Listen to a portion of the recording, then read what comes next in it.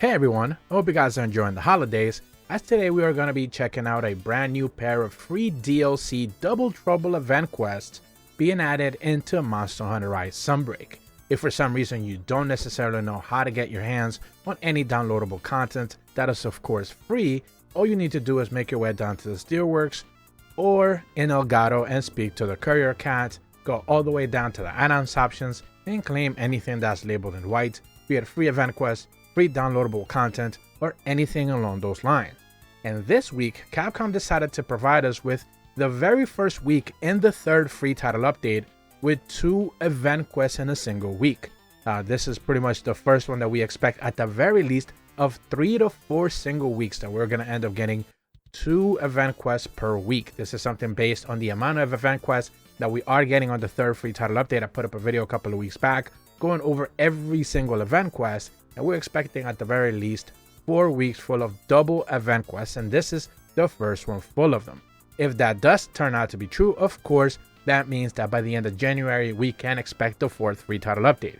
If this is just one of 2 weeks where we end up getting just 2 event quests for this entire period of the 3rd free title update, then chances are it will be dropping at the end of February. So what we're going to be checking out today is the first event quest called In the Terrible Threes, where you're going to be taking down a Lunagaron, an Astalos, and a Kushala Daora to actually earn a reward.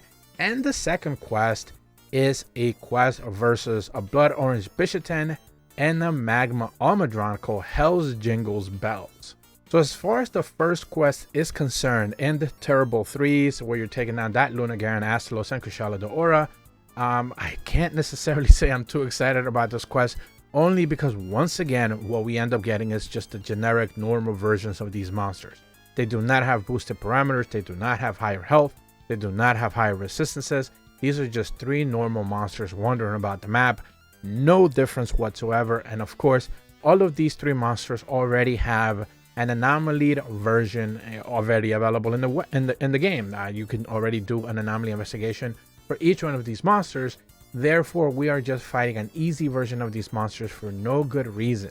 And I think at this point in time, event quests need to be a little bit more difficult. This is something that I've kind of been trying to bring up so Capcom can finally listen and may start making some actually difficult event quests.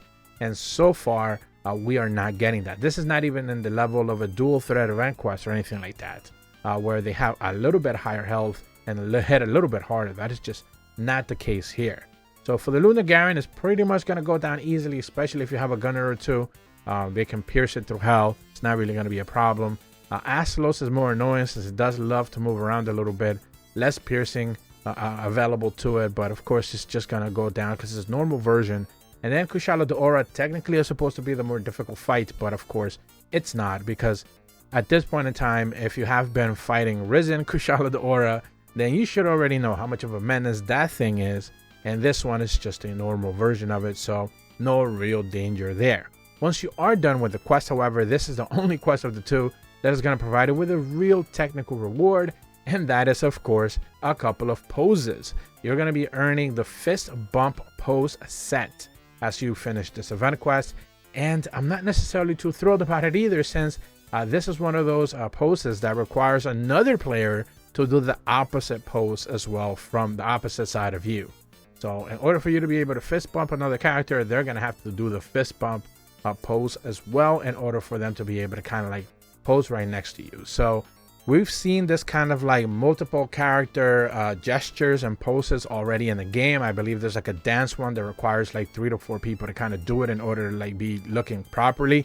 But of course, no one pays for that type of DLC almost. So, you know, it's extremely hard to come across people doing that, much less, you know, willing to do it at the same time that you are after you're presumably done with a quest.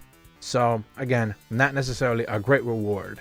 Now the other quest called Hell's Jingles Bell, this one puts you up against once again a Blood Orange Bishaten and a Magma Almudron, and this quest is just going to be in the arena. There's no real, once again, higher damage, higher health, resistances, anything along those lines. It's just big crown versions of these monsters. As far as I could tell, that is simply what we ended up getting. If you're still crown chasing for these 2 specific monsters, this is going to be one of the easy guaranteed ways for you to be able to get a big crown for these monsters. But this is something that we kind of already knew, as I went over every single all 13 event quests for the third free title update. We do know that most of the quests are going to provide us with crowns. So, if you still don't necessarily know what crowns mean, essentially means that, you get like some sort of a qualifier that you fought the biggest and the smallest in a normal size version of a monster.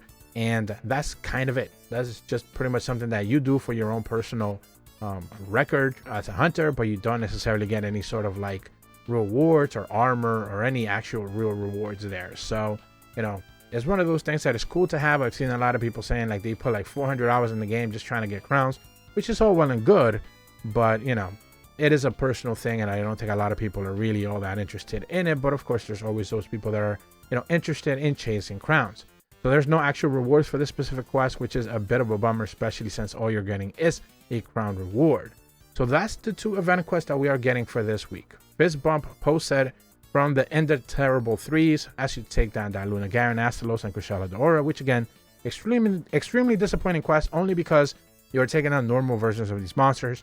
And in the other quest, Hell's Jingles Bell, which is of course holiday themed. Even the description of the quest is very funny, since they're basically talking about like Santa trying to deliver toys for the children, and you are doing this quest for the children's sake, which is really funny. As you take down that Blood Orange Bishitan, Egg Magma Almudron, all you get is pretty much crown, achievements, nothing necessarily, all that important. For most players, not that big of a deal.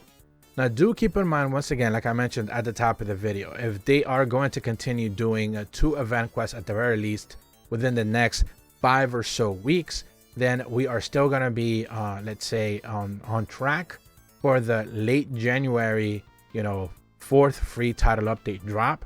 If that does not turn out to be the case and they end up doing just 1 event quest per week, we'll end up getting this stuff at the end of late February, which is what a lot of people are kind of dreading.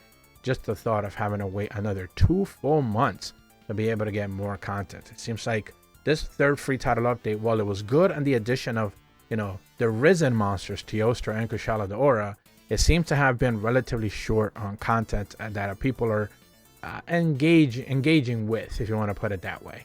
Anomaly Investigations level 200 only appeals to a certain few. A lot of people have already grinded to level 200 where they're willing to put in the work. But as people like me, like myself, there's no reason for me to grind to 200 because I'm already playing the PS5 version of the game. I'm eventually going to switch over to the Xbox version as the main version of the game that I play once that drops. So I don't really want to do Anomaly Investigations 200 on Switch at this point in time, especially once you're like playing the game at 120 frames, which I've been playing on PS5, and playing this game on 30 frames on the Switch. It just doesn't look right. It doesn't feel right at all. So I know I probably shouldn't be talking about that, but that is just the reality of the situation. No real complaints to the Switch. It's just the nature of its limitations, but it certainly shows once you play or get used to playing the game at 120 frames, which is now going to be a possibility on Xbox and PlayStation. If you're brand new to my channel, be sure to leave a like and subscribe.